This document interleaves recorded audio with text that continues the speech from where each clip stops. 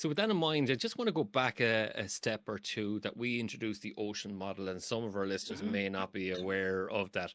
So the ocean model is openness, conscientiousness, extroversion, agreeableness, and neuroticism. Isn't that right? Yes, exactly. Okay. Those five. Could you just explain that ocean model then, just simply Yeah. for our listeners? Yeah, very happy to. It's also called the Big Five. So essentially has Yeah. these five traits.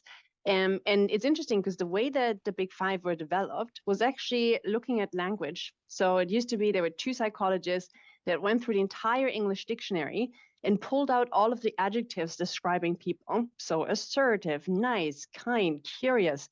And then they just gave people a question and said, like, well, how much does each of these adjectives apply to you?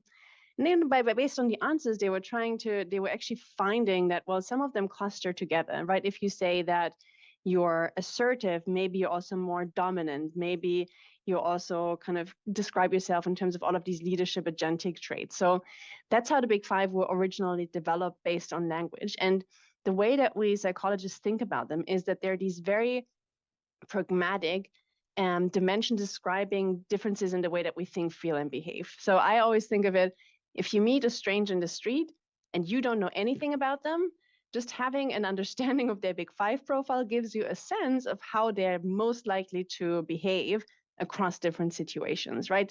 The moment that you get to know them better, and we oftentimes throw the Big Five out of the window, right? You don't necessarily think about your spouse in terms of the Big Five because you have a much more nuanced understanding. But so those are the five dimensions, and they really capture everything from, like openness is the one that looks at how interested in aesthetics and how curious are you about the world, how open are you to new experiences, versus more traditional conservative. That one is oftentimes related to politics. Conscientiousness is sometimes described as a German trait. How, and I should say this does not apply to me at all, unfortunately,